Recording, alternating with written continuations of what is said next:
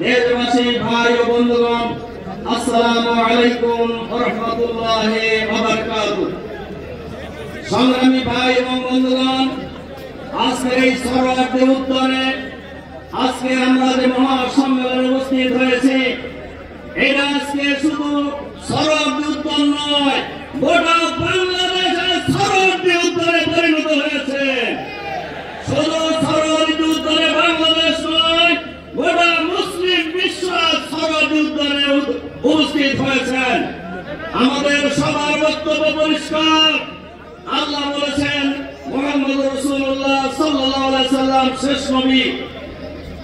মুহাম্মদ রাসূলুল্লাহ সাল্লাল্লাহু আলাইহি সাল্লাম নিজে বহু হাদিসে বলেছেন তিনি সর্বশেষ নবী, এর পরে আর কোন নবী আসবে না।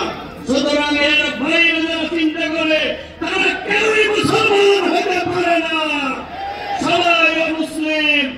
আমরা যদি এই বাংলাদেশে জনগণ যদি আমাদেরকে নির্বাচিত করে, এই বাংলাদেশে আগামী দিনে অমুসলিম কাদিয়ানীরা অমুসলিম ঘোষিত হবে ইনশাআল্লাহ।